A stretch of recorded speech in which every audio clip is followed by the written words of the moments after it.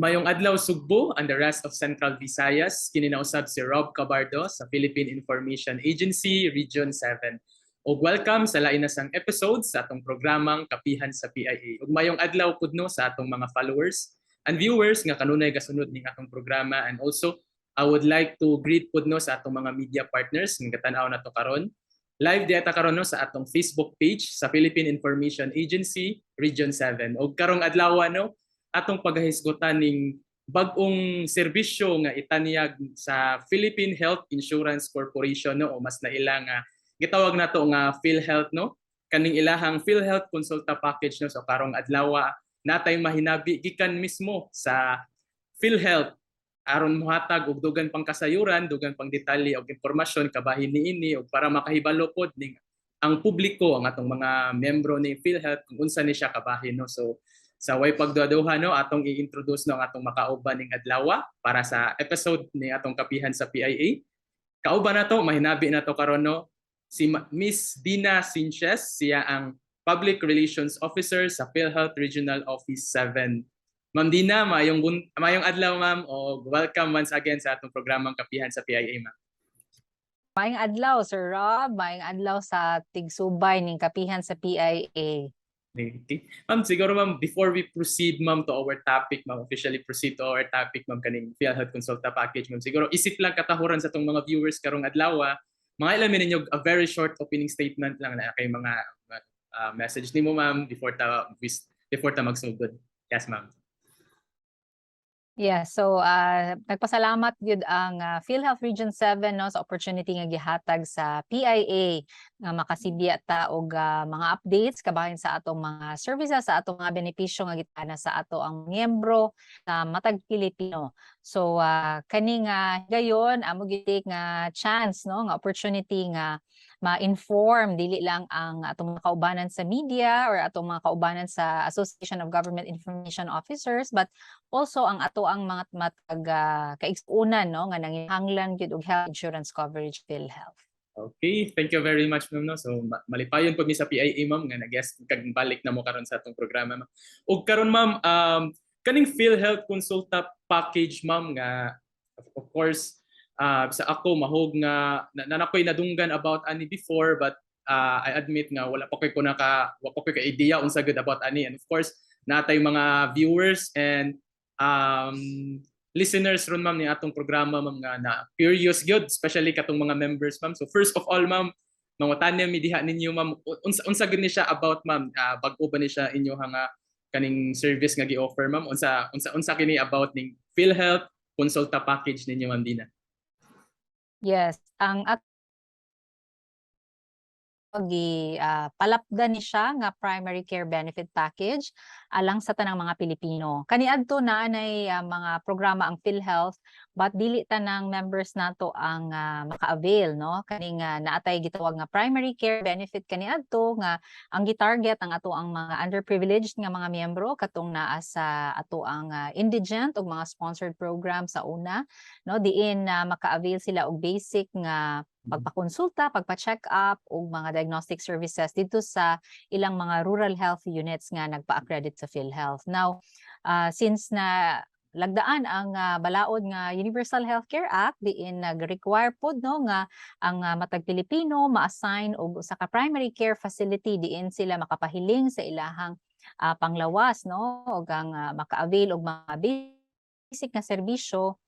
Nag-expand ang PhilHealth or natay shift no sa ato ang transitionary nga steps towards universal healthcare nga implementation for primary care facilities no. So ang konsulta enhance sa PhilHealth dili lang katong mga indigent members nato kaniadto ang maka-avail ni ini nga benepisyo, but tanan nato nga mga miyembro no. So sa mga nagtrabaho, mga naa sa informal sector katong personal nga nag-contribute sa ilahang membership sa PhilHealth, ang atong mga senior citizens o apil pud gid gihapon ang atong mga indigent nga members. So gipalapdan ni siya, gi-enhance no. So ang component niini basic nato nga mga health screening and assessment or kaning consultation sa accredited nga facility. At the same time, naatay 13 ka diagnostic tests or laboratory tests, and naay mga pag-avail pod sa pili nga mga medicines for certain illnesses nga dili kinahanglan og hospitalization. So ubay-ubay gyud ay ma'am ang kaniyang mga package ani ma'am nga mga health and medical kaning mga medical services nga under aning PhilHealth Consulta package ninyo ma'am diha sa PhilHealth. Ma'am Dina, naka-mention ka about sa coverage ani imong gihisgotong katong mga senior citizen, indigent, and of course kaning mga members ma'am. Is it only limited ba sa mga members ma'am or appeal pa pud ni ang kaning naman tay gitawag nga mga dependents ma'am? Appeal ba ni sila sa coverage pud ani ma'am? Yes, definitely, no? Kay sa PhilHealth, when we provide health insurance coverage, dili lang man ang mismong miyembro ang makagamit sa benepisyo, but also ang iyahang mga legal dependents. So, mo ni nakanindot kay ikaw lang ang member ang nagbayad sa imong contribution, pero ang tanan nimong legal dependents, subay sa balaod pod, no? Nga gisunod sa PhilHealth, ang National Health Insurance Act. So, ang legal spouse nga dili miyembro, pwede natong makarga as dependent, so maka-avail sad sila. Ang atong mga anak nga 20 years old paubos, so sukad nga natawo sila hangtod motungtong sila edad nga 20 anyos, qualified dependent nato ang mga anak. At the same time ang atong mga ginikanan, although ang atong mga parents makarga man nato sila as dependent kung 60 anyos na sila, kung senior citizen na. Pero kung miyembro na sad sila, dili nato angay ikarga as dependent, pero maka-avail sad sila sa mga benepisyo. So mahog ma'am nga na ba ni nay maximum ani ma'am din or like katong mahog nga kaning mga dependents gyud sa member, like kung ako member kung sa tong mga gi-declare na ko mga dependents, appeal to sila sa coverage ma'am, sakto ba ma'am? Yes, sakto. So tanan nga declared legal dependents nimo, entitled sad sila sa benepisyo sa PhilHealth. Sa apil na ning konsulta package nato. Okay. Nindot kay ma-feel sa mga members ma'am ba nga dili ra sila appeal pod, like kani of course ang mga ang dependents nilang i-declare ang ilabong family, which is ang ilang kani atong mga dependents atong members of our family na pud ra bay need pod sa kaning magpanginahanglan in terms of kaning medical, kaning health nga need nato ma'am nga kaning mga serbisyo. Ma'am, ang question siguro ma'am sa ato ang kaning mga qualified and mga members pod nga natan-aw nato karon, like especially naginahanglan ani nga mga services ma'am din nga na curious sila, like pwede man nato ma-share ma'am unsay process, unsay pamaagi ma'am nga in order for them to kaning maka-benefit ani or kaning maka-apply, maka-avail ani ma'am sa package nato ma'am din. Yes ma'am. Yes, una gyud angay nga rehistrado sila isip miyembro sa PhilHealth, no? So updated ang ilang record. At the same time, mopili sila una og ilahang consulta provider. So kasamtangan nagpadayon pa gani ang proseso sa PhilHealth sa pag-auhag, no, sa ato ang mga healthcare facilities nga magpa-accredit isip consulta provider. And sa as of now naatay 84 na ka consulta providers diri sa Tibok Central Visayas, napod sa ubang areas, no, diri sa Pilipinas. So ang atong mga regional offices nationwide nagtinguha man nga madaghan pag yun ang atong mga accredited nga consulta providers, diin mo duol ang atong mga members. So una mopili gyud ang miyembro, no? So ang iyahang preferred nga consulta provider depende sa iyang convenience, dito siya magpalista, no, or iyahang mo pa-register siya aron na dito siya mo avail sa katong atong mga services under the consulta package, like katong screening and assessment or consultation o kining mga pili nga diagnostic tests or laboratory tests and some medicines in kaso na siya balatian nga dili kinahanglan og hospitalization. So una pa-assign siya or mag-register siya to a consulta provider. And then later on kung maka-decide na siya ganahan siya kaning first patient encounter niya, no, sa facility, magpa-assess na siya dito sa healthcare professional sa mao nga pasilidad, then mo request lang siya og authorization transaction code sa pinakaduol nga PhilHealth office. If ever layo kay siya sa PhilHealth office, pwede ra pud siya i-accommodate na lang directly sa consulta providers nato nga iyang napili. And mag-present lang siya iyahang valid ID dito, no, and kuhaan siya og picture kay aron ma-record pud sa facility nga diha gid siya nagpili nga provider niya, diha pud siya mo avail sa services. But una gyud mo pili gid siya kung kinsay provider nga iyahang gusto. So mao to ang first step gid ma'am nga dapat naa gud siya before siya maka-avail gyud sa katong mga services ani nga under nga part aning consulta package na to ma'am din. Ma'am, speaking of kaning mga consulta provider, mga consulta facilities ninyo ma'am. Unsa ni siya ma'am, mga private clinics ra ba ni siya ma'am din or naapod apil pod ning mga public hospitals pod nato? Generally, mga public facilities, but Okay. it's open to all, private or public nga mga kaning health facilities, no? So apil na ni ana mga rural health units or Mm. health centers, no? Kaya Okay. na naman ta existing nga mga accredited nga RHUs Mm. sa nagkalain-lain nga area o probinsya diri sa Central Visayas, but gi-encourage pa gyud nato sila nga aside sa maka-provide sila sa ubang mga outpatient nga services nato or benefit packages nato sa PhilHealth, naapod gyud sila, magpa-accredit pod sila as consulta provider. No? So aside from our RHUs, mga municipal health office or city health offices, no, pwede pod ang mga outpatient departments sa ato ang mga hospitals, whether public or private. Ingon man ang kaning mga diagnostic nga clinics, no. So sa kasamtangan, most sa nagpa-accredit sa PhilHealth come from our government nga mga facilities. Although naapoy pipila, no, na ay few nga mga private nga clinics nga nagpa-accredit na sad isip consulta provider sa PhilHealth. So pwede ra makapili ma'am, so not limited to private, naapoy public. Of course, ang tan-aw man pod ani ma'am sa kaning mga members nato or kaning mga qualified nga pwede maka-avail ani kay asa nga consulta provider ang mas duol. So adto gyud na sila mo Yes.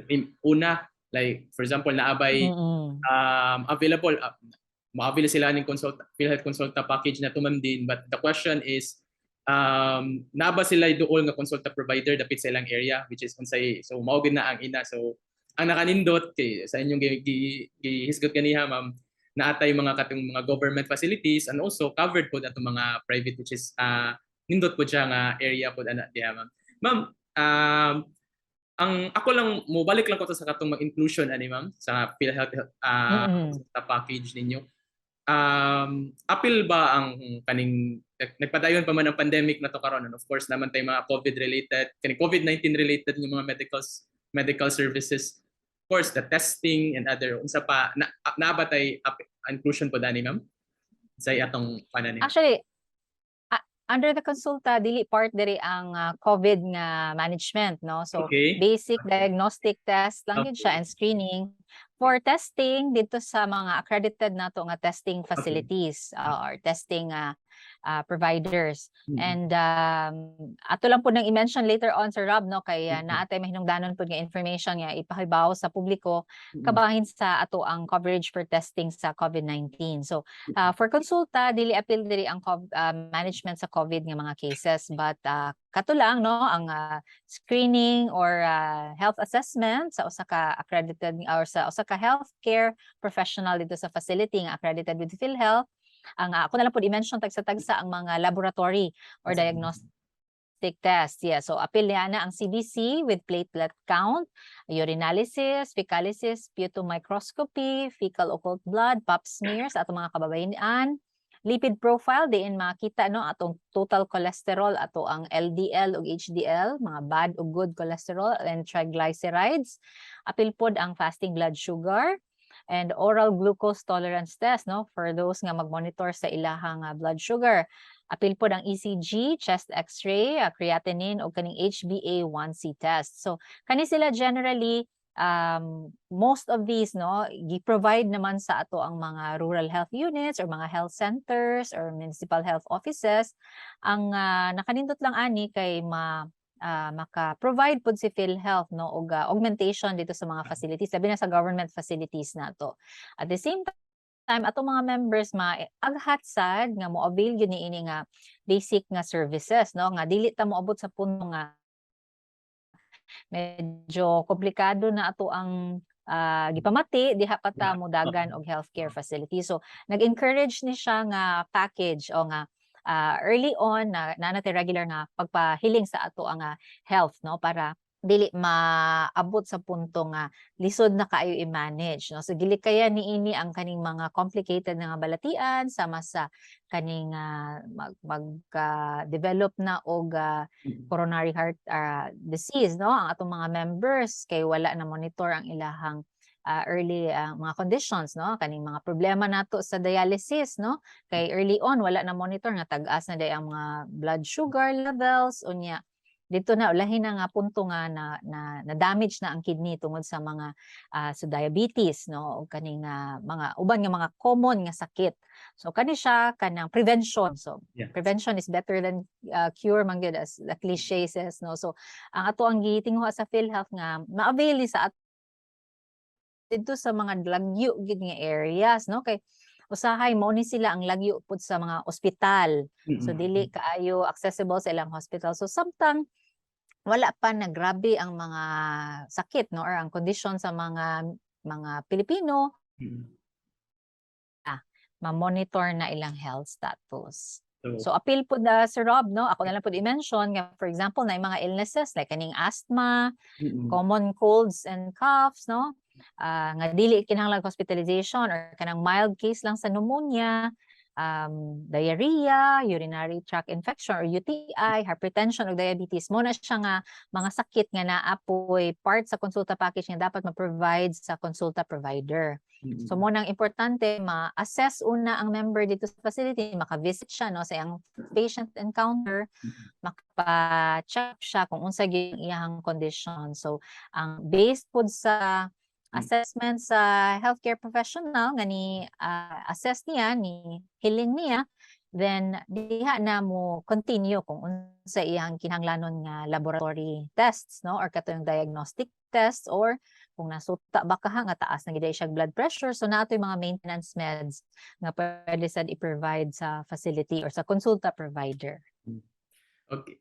It's a very good nga program or kaning health package ganun yung ma'am, no, nga katong like lang sa imong gihisgot ganiha ma'am, nga mo rin siya mo address gani like ang mga tao na amo threat kaning sa health gani ma'am. Then hopefully ang natay mga viewers ron nga nagkinahanglan og mga health medical services diha, nga ang importante dili nila padugayon kay dili nila paabuton nga mas mo ang epekto gani mas ang paabton pa ng mga worst mga epekto man ba. So hopefully naara man ni ang service sa PhilHealth nga gi-offer to our members, hopefully i-avail nila. That's why mao ni ang one of the purpose, of course, gipaduol gani na to ang serbisyo dito sa imong gi mo nang gihisgot na pud ganiha ma'am dito sa mga mahog na to nga mga far-flung areas nga katong mga lagyo og mga hospital. Hopefully ilaning ma-avail nila, mahibaw-an, mas mahibaw-an pa nila gani nga kaning PhilHealth Consulta Package ma'am. Ma'am Din, naapoy another question siguro pud ma'am nga i-raise pud siguro sa kaning mga ganahan na curious pud ani nga Consulta Package ninyo ma'am is for example ako PhilHealth member niya, wala dili man nato matag-an ma'am nga ang kanang kung kanus of course na kinahanglan nga inana nga panginahanglan sa ato ang health.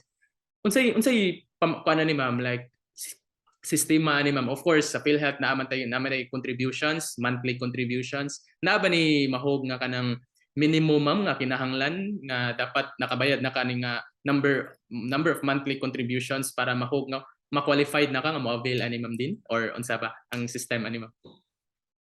Alright, with the universal healthcare nga balaod, no, hisgot man didto nga naatay immediate eligibility nga rule. So kani nagpasabot nga bisan og bag-o pa lang ka nagpamiyembro or gamay pa lang imuhang months nga nabayaran, maka-avail na ka diha dayon sa benefit, no. Dili parehas sa miaging mga tuig nga naagyoy specific gi-require kay sa National Health Insurance Act naman siya mention didto, no, nga certain number of months nga dapat nabayaran daan kaniadto in the past years, no, before UHC law, naatay certain number of months nga dapat nabayaran within the given 12-month period before kaka-avail. So naatay nga rules sa una.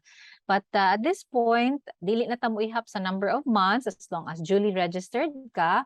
Pero take note lang po nga you have to make sure nga updated po imong contributions, no. Walay problema sa ato ang mga nangempleyo kay ang atong employer man ang obligado nga mo remit ni ana on time. But sa mga self-paying nato nga miyembro, importante nga makabayad sad gyud sila og padayon, no, and makabayad sila on time kay ang universal healthcare nga balaod naghisgot ng sad nga pwedeng mo impose si PhilHealth og penalties, no, for late payments with compounded interest pagyud. Although so far wala pay imposition sa maong mga penalties no for our self-paying ang mga employer lang na naman na sila existing kaning penalties daan gid for late payment. But for our self-paying padayon sila nga gi-allow no nga makasettle sa ilahang missed payments nga wala pay penalty kay naa pa man pud take effect pa man ang katong declaration sa state of national emergency sa atong nasod.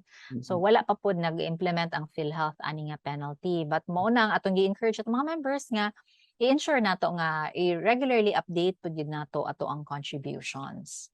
So mao to ma'am no, so hopefully sa atong mga PhilHealth members diya nga nagtan-aw nga naminaw, so mahog nga imo na magi-confirm ganiha ma'am din nga based sa katong Universal Healthcare Act nga kaning pag-avail sa PhilHealth Consulta Package mahog nga maka-avail na gud na siya, walay katong giset nga minimum number, but of course ato pong tan-awon ni kay naamag po tay mahog nga contribution nga mahog nga obligation or responsibility ng mga babayad. So di sa nato pasagdan tan-awon pud nato nga ang kani makabayad pud ta sa atong monthly contributions pud sa PhilHealth kay kani mahog man ni nga mabalik raman pud sa member in kaso nga magkinahanglan siya og kaning naay mga untoward incident nga mahitabo, like from the name itself nga mahog nga health insurance.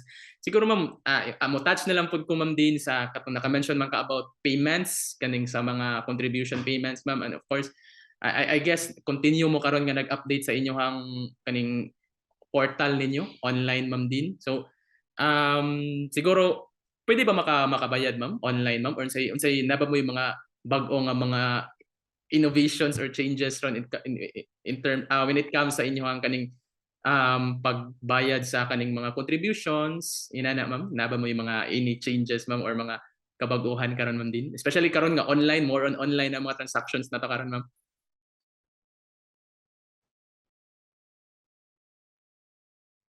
Yes. Actually, in 2020, no, gi-launch sa PhilHealth ang ato ang PhilHealth member portal. Na naman ta existing system ana kaniadto nga maka-view atong mga members sa ilahang membership record, contribution record, but this time pwede na sad mo bayad atong mga self-paying sa ilahang contribution online. No, so kinahanglan lang gyud ma-rehistro sila sa ato ang PhilHealth member portal, maka-create sila og ilahang account, no? Kaya ma-access na siya through the PhilHealth website.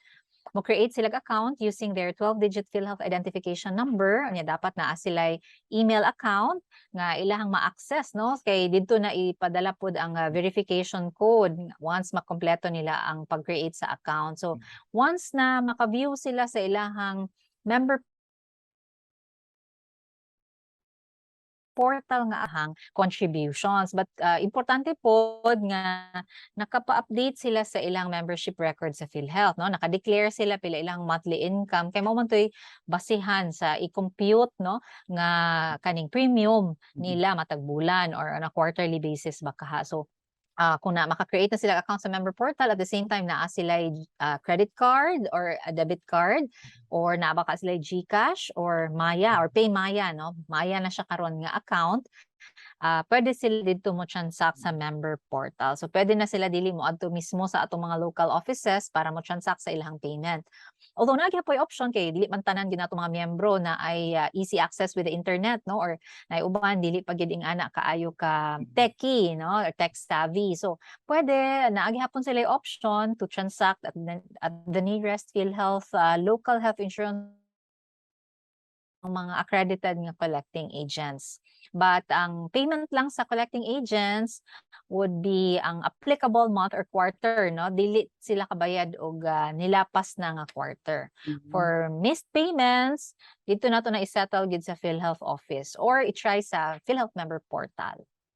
Okay, so nice kita ni ma'am no sa mga PhilHealth members na to diha no. So karon ato nang ma-observe na to karon ma'am nga mas sayon easy and convenient na gud nanay mga other ways. So dili na gud lisod ang unlike before, dili na gud lisod karon ma'am ang pagbayad or kung natay mga concerns and queries, ang pagduol na to, ang pag-approach na to sa PhilHealth nanay mga lain-lain paagi, especially karon sa kaning gi-utilize gud nato kayo ang kaning online gud nato nga platform. Of course inyong giingon man katong PhilHealth portal ninyo. So sa katong mga PhilHealth members nato diha, pwede na visit lang mo sa portal sa PhilHealth kung nabayad mo og inyong contribution na iskot na ni Ma'am Dina ganiha atong mga lain-lain nga mga pamaagi katong mga payment options nato. So dito lang pili lang mo, and of course if napay mga laing mga pangutana pwede pod kung ganahan gud mo tagaan gud mo ma-address gud og ang tarong ang inyong mga concerns, inyong mga needs, pwede ra sad mo ka-visit dito sa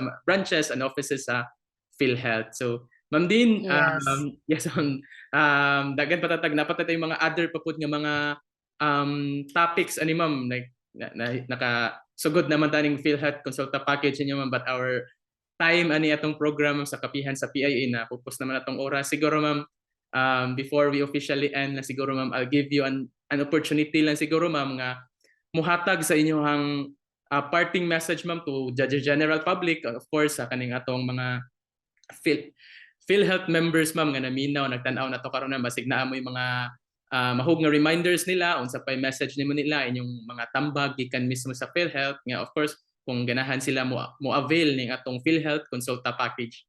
Yes Ma'am, go ahead Ma'am Din. Yes, Sir Rob. Ang ato ang konsulta package, no, pwede sad ta mo pili niini sa ato ang preferred na provider through the PhilHealth member portal. No, so once nga naa kay account dito, pwede na ka mo choose unya mo indicate lang ka asa imong location or imong province and munisipyo or syudad. No, so mo appear na dayon tanan nga accredited nga providers na naa didto nga area. So pwede na ninyong buhaton at pwede ra sa gyud gihapon mong mo pa-help, no, magpatabang mo dito sa ato ang mga local offices, frontline offices for your registration. Gani atong mga local offices bisita sa din sila og mga LGUs, no, diin nag-initiate na sila for assisted nga registration for konsulta. So kana atong giawhag atong mga members nga ato ning pahimuslan nga benepisyo, no, kay parte ni sa mga services nga gitagana gid sa PhilHealth alang nato tanang mga Pilipino. And mudugang lang sad ko Sir Rob, no, na-mention nato ganina ang katong RT-PCR testing. Yes, for COVID-19 naani siya kausaban, no, kaya pag August na ay gipagawas by the end of August this year na ato gipagawas ang PhilHealth nga circular nga naay kausaban sa katong qualified to avail of our testing package for RT-PCR or cartridge-based, no? Sa miagi manggod nga mga tuig during the pandemic, ang ato ang gibasihan katupong listahanan sa DOH, ang ilang DOH memo number 2020-0258-A, diin lista dito ang tanan nga required to undergo testing, no? So from A to J to siya, but this time around na may kausaban na sa kaning memorandum sa DOH kung kinsa gyud ang required mo undergo testing, so kato na lang pod ang ma-providean og coverage sa PhilHealth. So una ato ang mga healthcare workers, A1 nga group, ang A2 ato mga senior citizens, og A3 katong mga individuals nga high risk, no, with comorbidities, no, na sila mga existing balatian, at og ang katong ikaupat nga grupo kato lang kuan gyud na ay mga sintomas sa COVID-19. So katong mga individuals nga wala na belong sa A1 to A3 or wala pag sintoma, no, for COVID-19, dili na ka-providean sa PhilHealth og coverage or health insurance nga benefit for testing sa RT-PCR.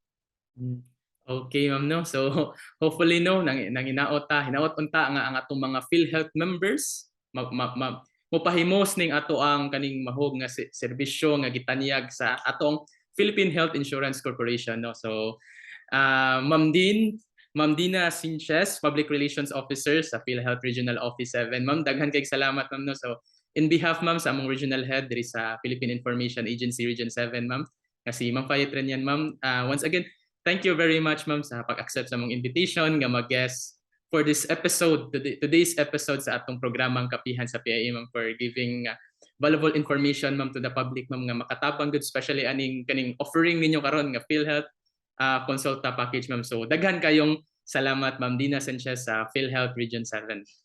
Og dinhi natapos. Salamat. Yes, Ma'am, thank you. Og dinhi natapos ang atong programang Kapihan sa PIA. Nanginaot mi nga doon ako may naputlong mayong impormasyon gikan sa inyong gobyerno. Kami sa PIA andam moalagad kaninyo sa paghatod ug maayong balita.